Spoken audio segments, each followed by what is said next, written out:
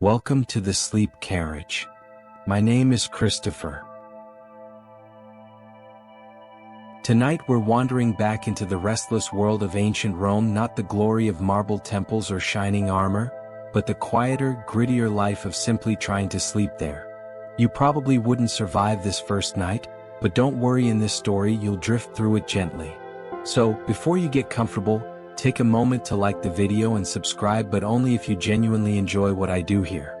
And I'd love it if you'd share in the comments where you're listening from, and what time it is as you press play.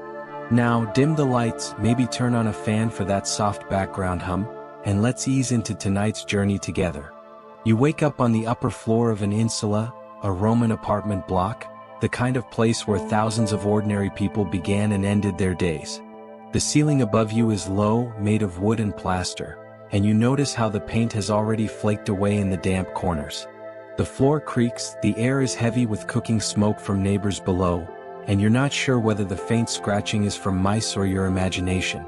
Either way, the bed is no comfort, just a straw mattress stretched thin over wooden slats, with more lumps than softness.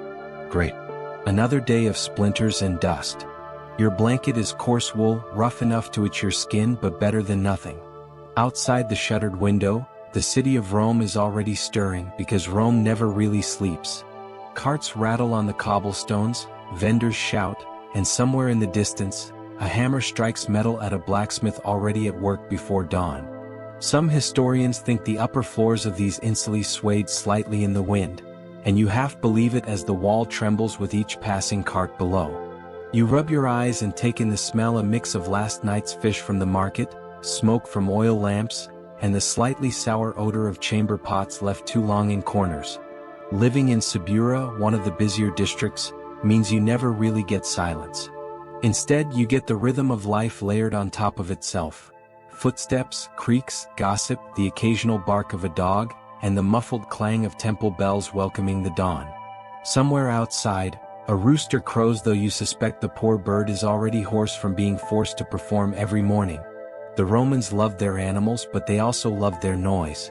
You stretch your arms, which ache from yesterday's labor hauling water from the fountain, carrying baskets through the streets. Sleep was short and not very sweet. But here in this small, crowded room, you find yourself wondering how the city holds so many people in so little space. Historians debate just how many could live in one block. Maybe a few dozen, maybe more than 100, each family tucked into one or two small rooms. The walls are thin enough that you can hear the neighbors' arguments as clearly as if they were standing in your own doorway. Privacy is rare. Silence is rarer. And yet, there's something oddly comforting about it. The life of Rome presses in on you from every direction, a heartbeat you can't escape, even when you're trying to close your eyes. Your stomach growls softly, reminding you of the stale bread saved for breakfast. But for now, you pull the blanket tighter, listening to the muffled chorus of voices outside, letting yourself drift a little longer in that hazy in-between state. The day is calling, but sleep still lingers like a stubborn guest refusing to leave. You drift in and out of that stubborn half-sleep, the kind where your body aches to rest, but the city of Rome has other plans. The walls of your insula are thin, thinner than you'd like, and they act more like a drum than a shield. Every clang, every shout, every passing wheel below turns your fragile dreams into a noisy theater. Street noise never sleeps. Down in the alley, someone is already pushing a squeaky cart, its wheels grinding on the uneven cobblestones, each bump echoing into your room like a restless heartbeat. You hear a woman hawking bread, her voice clear and sharp as though she's standing right beside you. The words are simple: fresh loaves, warm from the oven, barley for the poor and wheat for the well-off. And you can almost smell it, that yeasty sweetness carried upward through the open-air shaft. A donkey brays, annoyed at being dragged into service before dawn. You sigh and pull the scratchy wool over your head, but it's no use. Rome is not a city designed for sleeping. Some historians think the very layout of the city encouraged this restlessness: streets crisscrossing with no order, shops pressed right up against homes, and constant traffic moving in every direction. The law said carts could only roll through the streets at night, to avoid clogging the daytime crowds, which means the very hours when you try to sleep are the hours when wagon wheels thunder like distant drums. Lucky you. From somewhere close, A hammer starts up again, metal on metal, steady and unrelenting. It could be a blacksmith finishing yesterday's orders, or perhaps a coin miner striking denarii that will soon jingle in some soldier's purse. The rhythm is oddly hypnotic, a lullaby in reverse. Then comes the smell. Smoke, acrid and heavy, drifting in from the lower floors where oil lamps and cooking fires never quite go out. You wrinkle your nose, wondering if it's your own chimney that's failing or the neighbor's. Rome's architects weren't famous for ventilation in these cheaper apartments, and some archaeologists suggest smoke damage was common, the ceiling stained, the lungs even more so. You cough once and then settle back, your body already resigned to it. There's a baby crying somewhere, thin wails cutting through the clamor.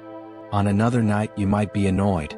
Tonight, it blends into the chorus, another instrument in the symphony of sleepless Rome. You imagine the streets outside as they really are, uneven stones slick with last night's rain, stray dogs sniffing at scraps, beggars curling under archways. A watchman trudges by, his sandals slapping against stone, his torch spitting embers that glow like tiny stars before fading. You don't see him, but you know the rhythm of his patrol. Great. Another day begins before you've even finished the last one. And still there's something oddly steady about it all. The chaos is constant, yes, but constant in the way waves are constantly moving, always shifting, but never truly surprising once you're used to it. You close your eyes, trying to ride the sounds like a tide, letting them carry you instead of fighting against them. A rooster crows again, late this time, as if embarrassed to have overslept. You almost laugh. Some historians believe Romans found the noise of the city oddly reassuring, proof of its life and energy. And lying here you start to understand. Sleep might be fractured, but Rome itself never rests, and in that endless heartbeat of the city, you drift somewhere between waking and dreaming. You shift on the mattress, trying to find a position that doesn't leave your back full of complaints. The cot beneath you is more suggestion than comfort. A wooden frame holding together bundles of straw, flattened from too many nights and too many sleepers. When you first lay down it seemed passable. But now each lump presses like a pebble, each stalk of straw pokes through the thin cloth, daring you to call this rest. You sigh. The Romans may have invented aqueducts, concrete, and the arch, but somehow they never quite mastered the art of a decent mattress. The cot creaks with every move, a weary groan in harmony with your own. Your pillow, if you can call it that, is stuffed with reeds. Not feathers, not soft wool, but reeds, the kind you might expect by a riverbank. You push it aside and rest your head on your arm instead, which is at least quieter.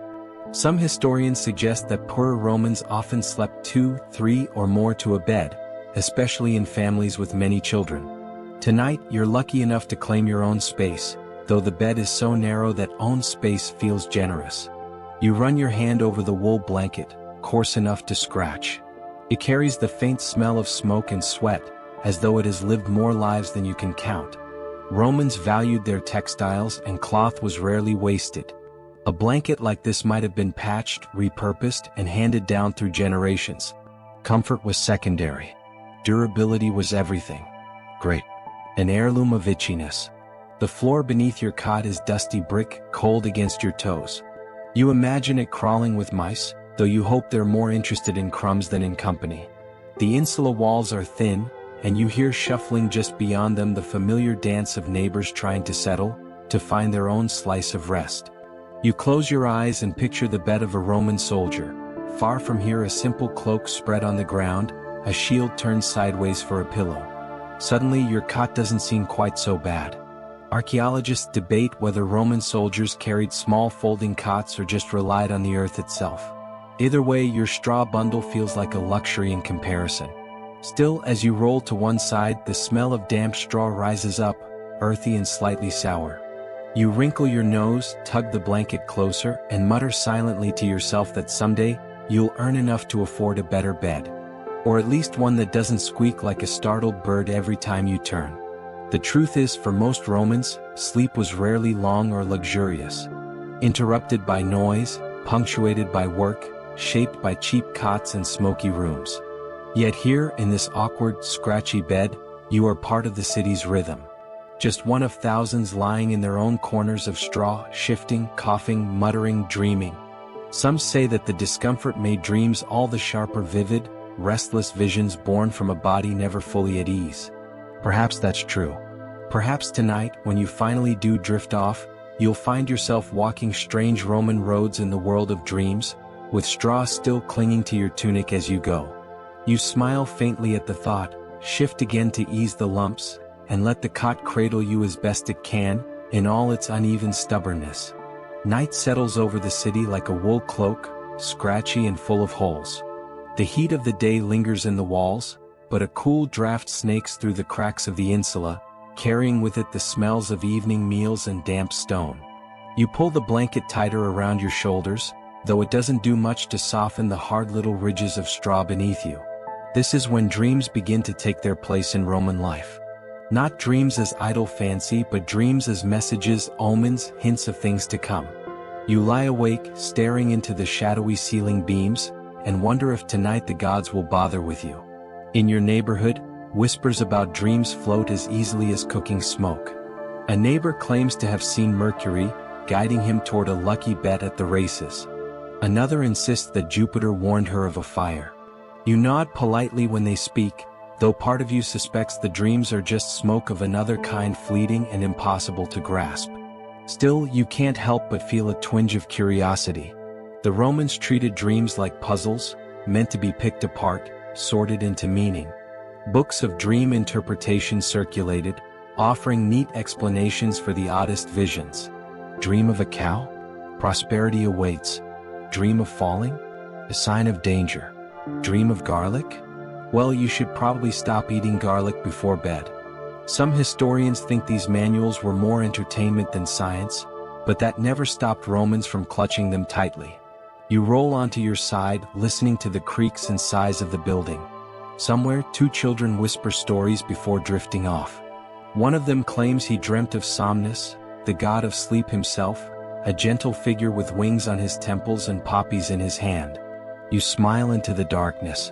A child's dream, or maybe a touch of truth. Your own mind drifts toward the thought of omens. If the gods really did slip messages into dreams, what would they send you? A reminder to pay your debts? A nudge toward the bakery before the bread runs out? Or maybe, just maybe, a blessing of longer rest. The city hums beneath your thin floor, always restless. Yet here in your bed, dreams offer the only escape. Some historians even argue that Romans prized dreaming more than sleeping itself, as though visions mattered more than rest. You can see why. A night without sleep leaves you tired. A night with dreams, even strange ones, gives you something to carry into the morning. You close your eyes and breathe slowly, letting the rhythm of Rome fade into the background. The straw scratches, the blanket itches, the city mutters, but somewhere beyond, the gods of sleep wait. And maybe if you're fortunate, tonight they'll visit you too. The day drags, and by the time evening deepens into its softer tones, your body longs for relief. In Rome, that relief often comes not from the cot or the noisy insula, but from the public baths. So you rise, stretch your sore arms, and follow the crowd to the nearest thermae. The baths are more than a place to scrub away the dust of the city. They are social, political, and strangely soothing spaces. As you enter, the first thing you notice is the warm breath of steam that rolls through the archways. Oil lamps glow softly on the damp walls, their light flickering across mosaics of dolphins and gods. The soundscape is different here, not the rattle of carts, not the bark of vendors, but a low, steady murmur of conversation. Water trickles, splashes, echoes. You strip down, leaving your tunic in the care of an attendant who will hopefully still be there when you return. Then you step into the tepidarium, the warm chamber where the air is thick with moisture. Your skin prickles at once, your pores opening, your shoulders relaxing as though finally reminded of what it means to release tension. Some historians suggest that poorer Romans used the baths as a substitute for private comfort, since few homes had running water. For you, it feels like stepping into another world, one where silence is replaced by a softer kind of noise, a communal hum. You sink onto a bench and listen. Snippets of gossip about politics, wagers on chariot races, arguments about philosophy. Someone jokes about how the emperor probably snores like a wild boar. You chuckle under your breath. The heat builds and you wander into the caldarium, the hot room, where steam clouds your vision and sweat beads along your brow. You pour water over your arms, the droplets sliding like liquid glass down your skin. For a moment, you imagine this is what real rest feels like, not lying on scratchy straw, but being wrapped in warmth itself. And yet, the baths are not only for cleansing the body. They are preparing for the night ahead. Muscles loosen, lungs expand, and for a brief time, you forget the noise waiting back in the Subura. Some Romans swore that a visit to the baths guaranteed better sleep, as if the gods themselves approved of your efforts to soothe the body. You move at last into the frigidarium, the cold plunge, gasping as the chill bites your skin. It shocks you awake and alive, but paradoxically, it also sets the stage for deeper rest later. The contrast, heat and cold, steam and chill, works its strange magic. By the time you redress, oil slick still shining faintly on your skin, you feel lighter. The city outside is just as noisy, just as restless, but for now you carry with you a pocket of calm, tucked under your ribs like a secret. You walk home through the lamplit streets, the smell of baked bread and roasting meat following you, and you know that when you return to your cot, you'll still scratch and shift and sigh. But tonight, thanks to the baths, you might just sleep a little deeper, dream a little sweeter. You return from the baths with your skin still glowing from the oil and steam, but the moment you climb the creaking stairs of the insula, reality sets back in. Subura, your crowded district, does not know how to whisper. It is alive, loud, and stubbornly awake. You push open your door and step inside the smoky room. The air feels heavier than when you left, as though the walls themselves have been holding their breath all day and decided to exhale at once. A neighbor bangs something against the wall, maybe a pot, maybe just to remind you that they exist. Below, a dog barks. Above, someone drags a chair across the floor. Every sound echoes in this fragile building like thunder in a canyon. You set down your sandals and stretch out on the cot. The straw pokes your ribs, but at least your muscles are loose from the warm water. You close your eyes, hoping for quiet. You get a chorus instead. Some historians say the Subura was the most restless part of Rome, a hive of taverns, brothels, markets, and gossip. Here, night doesn't bring silence. It only changes the tune. Daytime merchants give way to drunken laughter. The cry of street vendors is replaced by arguments over dice games. Someone down the alley sings badly, but with such enthusiasm you almost want to applaud. Almost. You roll to your side, pulling the wool blanket over your head to muffle the noise. It smells faintly of damp smoke, but it does the job. For a moment, you trick yourself into believing you've carved out a little island of quiet. Then from outside, a donkey brays again. Loudly. Relentlessly. Great. The donkey has better lungs than you. Some Romans embraced this noisy rhythm, claiming the clamor of life was proof the city thrived. Others grumbled endlessly, wishing for countryside villas where silence stretched for miles. You lie somewhere in between, annoyed, amused, and secretly grateful that you're not the one stuck guarding a donkey at midnight. You try to count breaths, letting each inhale and exhale drag you closer to the edge of sleep. But each time you are near the border, some fresh sound jerks you back. The crash of pottery, the hiss of an argument, the clatter of sandals sprinting past your window. Rome is alive, and it refuses to let you forget it. Still, in the rhythm of this chaos, there's a strange comfort. The city never sleeps, but that means you are never alone. Thousands of others lie awake in their own cots, scratching at straw, grumbling about noise, hoping for dreams. You are one heartbeat in the vast, restless body of Rome. And as your eyelids grow heavier despite it all, you realize that maybe sleep doesn't come from silence here. Maybe it comes from surrender, letting the hum of the Subura rock you like waves against the shore. The night stretches on, and though your eyes flutter, the city outside continues its restless murmur. Somewhere in the distance, the steady sound of footsteps begins to cut through the clamor. Heavy sandals on cobblestones, measured and purposeful. You sit up slightly, peering through the small slit of a window, and there they are, the vigiles, Rome's watchmen. They march with a rhythm that is both reassuring and faintly unsettling. A torchlight flickers against the walls, casting tall, wavering shadows that make the insula's bricks look alive. Their job, at least in theory, is to keep peace, to patrol against thieves, and most importantly, to keep the ever-present threat of fire at bay. You can't help but smirk at that last part. Fires in Rome are less a possibility and more a certainty. In these wooden, overcrowded blocks, one overturned lamp could mean disaster for hundreds. The vigilas know this too well, which is why they carry buckets, axes, and sometimes even odd contraptions like water pumps. Some historians think they were more firefighters than policemen, though others argue they were just another form of street muscle, enforcing the emperor's will while pretending to guard the night. From your window you watch them pass. The torches flare, briefly illuminating the cracked walls and the piles of waste along the street edges. A dog darts into the shadows and a drunk stumbles out, mumbling something about Jupiter's blessing. One of the vigilas waves him off with little more than a grunt. Clearly this is not their first drunk of the night.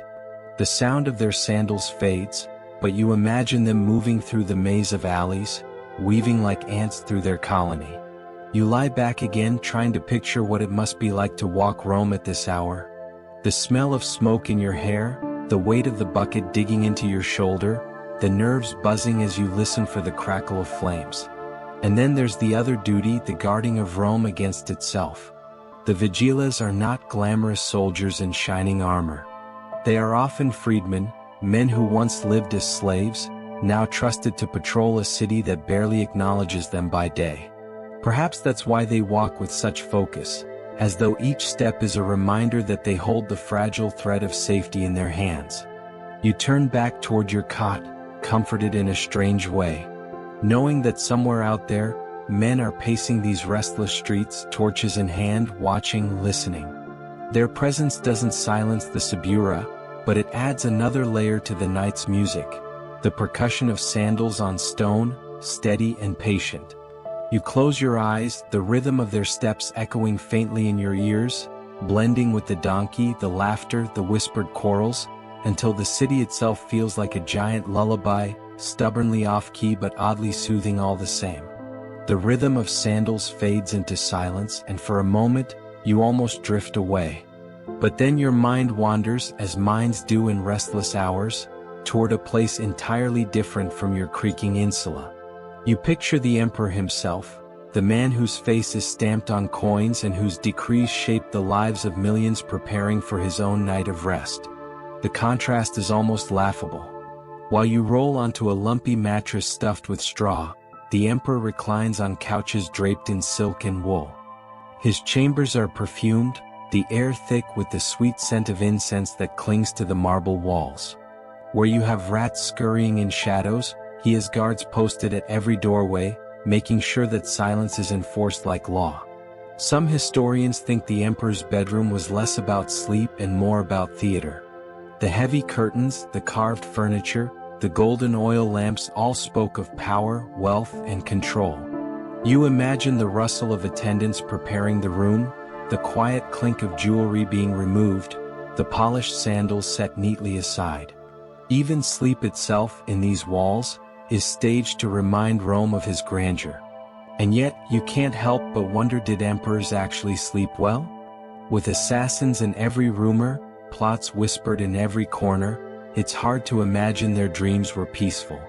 Perhaps he turned restlessly beneath his embroidered sheets, replaying Senate debates in his mind. Maybe he dreamed of the Germanic tribes, pressing against Rome's borders, or of slaves who might slip poison into his wine. You shift on your scratchy cot, realizing that in some strange way your own worries are simpler. Will your roof leak? Will your landlord demand more rent? Will tomorrow's work leave you sore? Not exactly pleasant thoughts, but at least they don't involve armies or daggers. Still, you can't help but be drawn to the vision of his rest. The emperor's chamber, lit by a single flickering lamp, silent save for the crackle of a brazier. He lies back on cushions softer than anything you'll ever touch, closing his eyes under the weight of the empire itself. And in the quiet, when even the guards are still, he too surrenders to Somnus, the god of sleep, just as you must. Power and poverty alike are leveled in the hush of night. Whether on straw or silk, whether in a noisy insula or a perfumed villa, every Roman eventually closes their eyes, drifts into dreams, and lets go of the world at least for a little while. You smile faintly at the thought. The emperor, no matter how grand, cannot escape the same simple rhythm of rest that claims you. In this, perhaps, you are equals. The image of the emperor's perfumed chamber fades, replaced by a more raucous thought: the endless feasts of the wealthy. While you are often lulled to sleep by the city's noise, somewhere in a marble villa, the laughter has only just begun. Picture it. You recline on your couch, not sitting upright like a common soul, but stretched out sideways, propped on your elbow as slaves carry in dish after dish. The table groans under roasted meats, platters of oysters, honey cakes, and fruits carried from distant corners of the empire. Wine flows like water, mixed with herbs, spices, or even seawater for those with peculiar tastes. The air is thick with the smell of roasted goose, perfumed oils, and smoke from lamps burning olive oil. Musicians strum lyres in the corner, flutes sigh, and poets recite verses meant to amuse or impress. One guest falls into a dozy haze, while another bursts into a tipsy argument about philosophy. Great. Just what you needed at midnight: a debate on the nature of virtue. Some historians think these banquets were as much about status as indulgence. To be invited was proof of your importance. To recline among the couches, proof of your place in society. But others whisper that these late-night feasts often turned into little more than overstuffed chaos with hiccups, snores, and the occasional tumble off a couch. You imagine yourself reclining there, the wine warming your cheeks, your eyelids heavy with both food and drink. You nod along to a story about hunting in Africa, only half listening as you sink deeper into the soft haze of satiety. Around you, voices rise and fall, plates clatter, laughter bursts like sparks, and still the servants glide about, replacing dishes and refilling cups, as though the night could stretch on forever. At last, as the lamps grow dim and the music falters, the guests drift into that heavy, wine-drenched sleep that comes not gently but with a thud. They snore on couches, robes tangled, dreams muddled by excess. Back in your own cot, the thought almost makes you laugh. You may not have wine or roasted goose, but at least your sleep is not weighed down by too much indulgence. Your belly may grumble sometimes, but it never has to argue with a second jug of wine. And as you imagine the nobles dozing in their smoky halls, you close your eyes once more, strangely comforted by the idea that even those feasts, with all their grandeur, end in the same soft surrender to the god of sleep. The thought of nobles snoring on their couches slowly drifts into something older, quieter, and stranger than the gods who hover over the Romans' sleep. You shift on your cot, and in the stillness, you remember the stories whispered about Somnus, the god of slumber, and his family of dream weavers. They say Somnus lives in a dark cave, hidden in a valley where no cock crows and no dog barks, where even the leaves do not stir. His bed is made of ebony, his world shrouded in silence. You imagine stepping inside that cave, the air cool and still, the shadows soft as velvet, the only sound the gentle drip of water echoing like a lullaby. To the Romans, this was where sleep itself was born. And Somnus did not work alone. His sons Morpheus, Phoctor, and Phantasos carried dreams into the minds of mortals. Morpheus brought visions of people, Phoctor of animals, and Phantasos of lifeless things.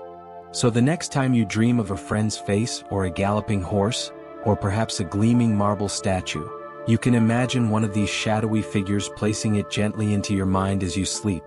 Of course, not everyone agreed.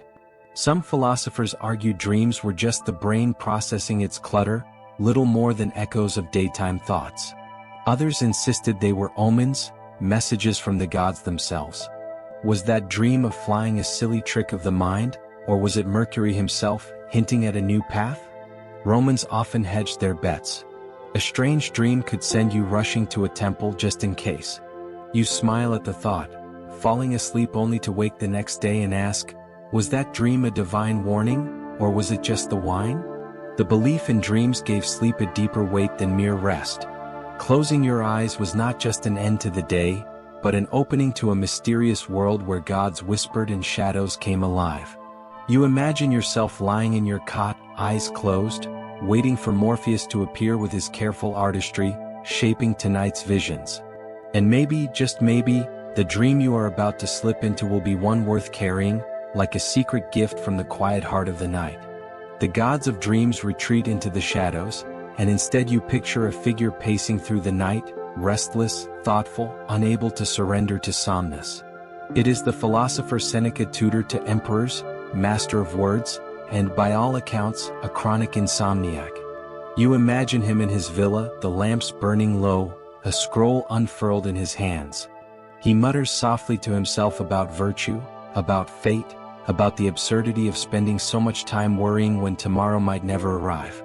Outside, the crickets sing, but inside, his mind is louder than any chorus of insects. Seneca was not alone. Many Romans complained of sleeplessness, their nights disrupted by noisy neighbors, aching bodies, or anxious thoughts. In a city that never truly quieted, finding stillness was almost impossible. Some historians think insomnia was such a common problem that it became woven into Roman identity, a culture of thinkers, schemers, and warriors, forever turning over ideas in the darkness. You picture yourself in his sandals, pacing the floor, your bare feet whispering against cool marble. The scrolls pile up on a nearby table. You pause, sigh, and gaze into the flickering flame of the lamp. Should you keep thinking? Or should you try again to lie down, hoping sleep will come at last? Seneca's words float through your mind. We are always complaining that our days are few, and acting as though there will be no end of them. Perhaps he found a strange comfort in sleepless hours, shaping thoughts that would live long after he was gone. Or perhaps he simply felt the same frustration you feel when your eyes refuse to close, and the night stretches on without mercy. There is something oddly reassuring about it, though. To know that even a philosopher, a statesman, a man surrounded by wealth and wisdom, could not always find rest. Behind the scrolls and speeches, he too stared at the ceiling, counting the moments until dawn. And so you lie back on your cot, half smiling, half sighing. If Seneca could survive a sleepless night or two, perhaps so can you. The philosopher's insomnia, in its way, becomes your lullaby, a reminder that even the greatest minds are softened, humbled, and made small by the quiet hours of the night. The philosopher fades back into his lamplit villa, and you turn your thoughts toward the remedies people sought when sleep refused to come. Rome, after all, was never short on curious cures, and the night offered plenty of strange experiments. Some Romans turned to herbs. Poppy seeds steeped in wine, a pinch of saffron on the tongue, or chamomile steeped into a fragrant drink. The air might fill with the smell of rosemary, burned slowly on coals to cleanse the room.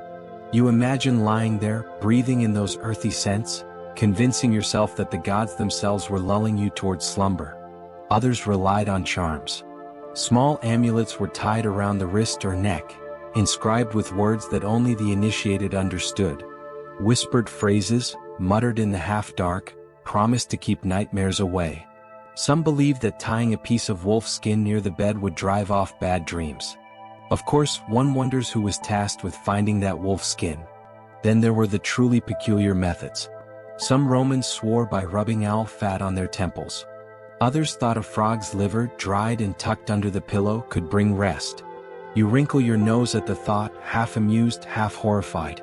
Perhaps it worked. Or perhaps it only worked because you believed it would.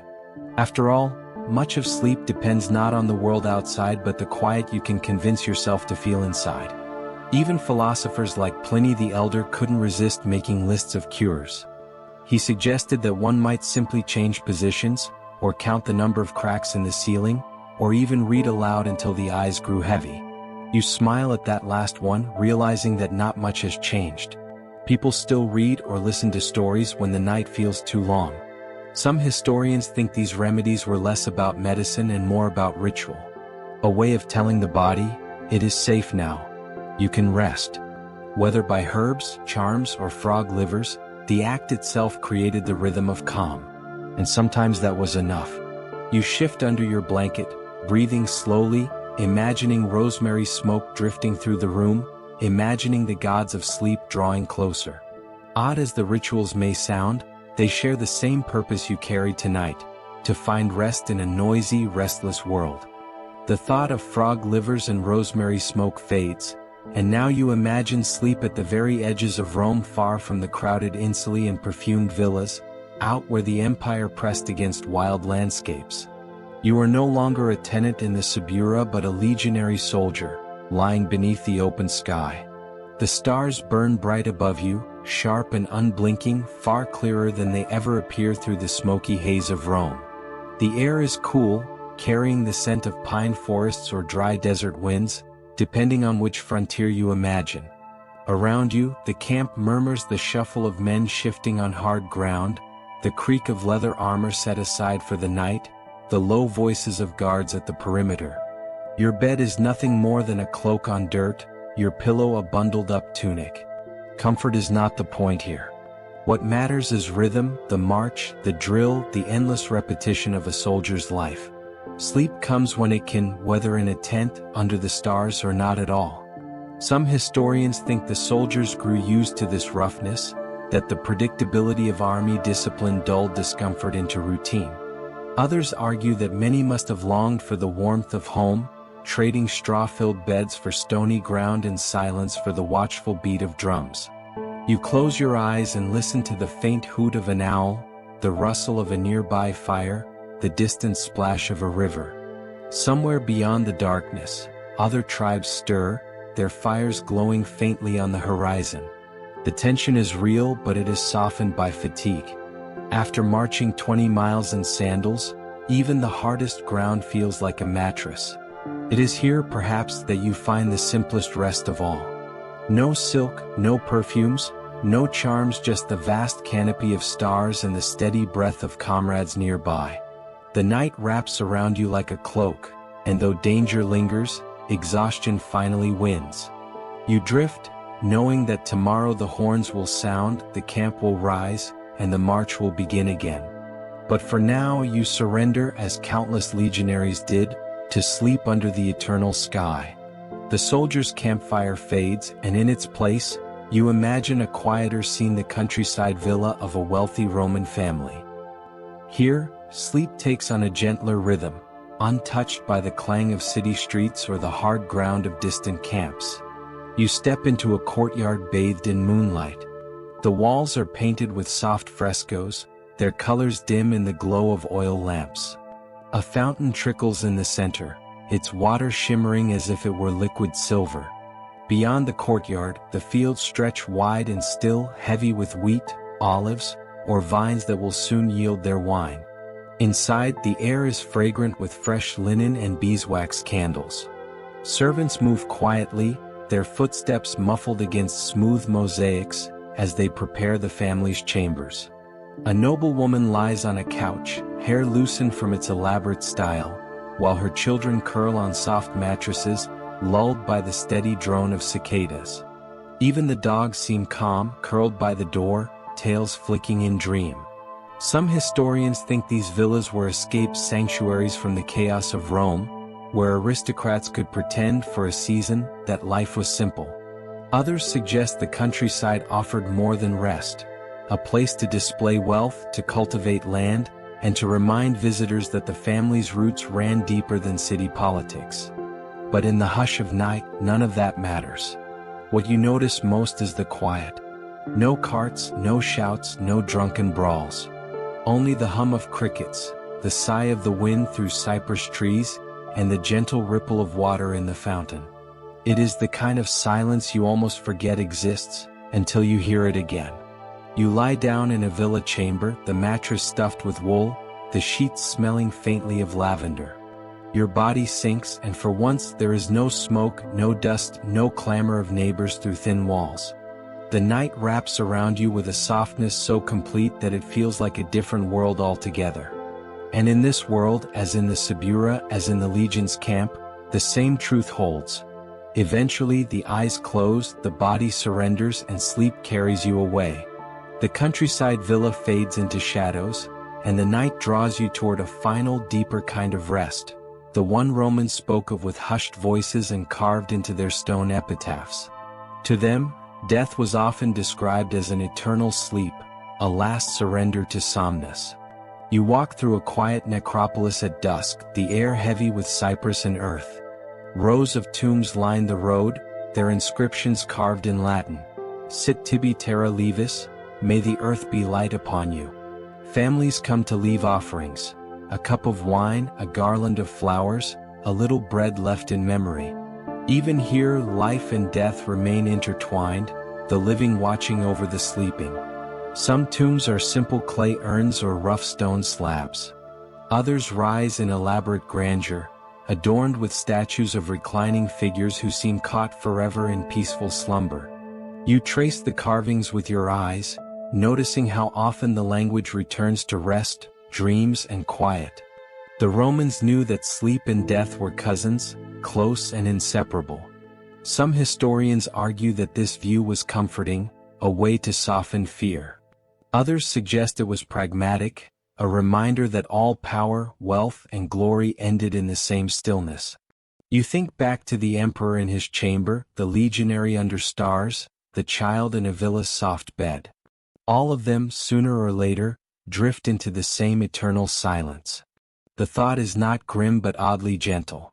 It makes you feel the smallness of your worries, the fleeting nature of the noise and chaos that keep you restless. Even the busiest streets of Rome will one day quiet. Even the most restless heart will one day sleep without stirring. You lie back now, hearing the rustle of cypress branches overhead, imagining the ancient voices whispering in their epitaphs, not with sorrow but with calm. Rest well. You have joined the eternal dream. And so, like them, you allow your breath to slow, your body to soften, your mind to drift toward that deep, unshakable stillness of a sleep that, for tonight, will hold you safely until the morning light returns. And now, as our long walk through ancient Rome comes to its quiet close, you feel the city fading into the distance, the smoky insulae, the noisy streets, the torches of the watchmen, even the villas with their lavender-scented beds. All of it softens into memory, like a dream slipping away just before morning.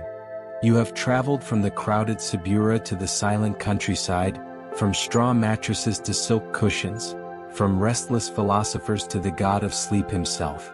Each glimpse has been a thread in the great fabric of Roman nights, stitched together with noise and silence, with worry and with peace. But now there are no more footsteps, no more debates, no more banquets. Only the hush of the night around you. The rhythm of life slows. Your breath becomes steady, your body heavier, your mind lighter. You have carried enough for today. The Romans carried enough for centuries, and now it is safe to set it all down. The stories remain, but you no longer need to hold them. Let them drift, like smoke rising into the night sky, until they are nothing more than distant stars glimmering far above. All that remains is stillness, and the quiet weight of rest settling gently over you. So breathe deeply, let your shoulders sink, and let the noise of the world fall away. You are safe. You are warm. You are already drifting. Sleep is here, waiting with patient arms, and you have nothing left to do but follow it.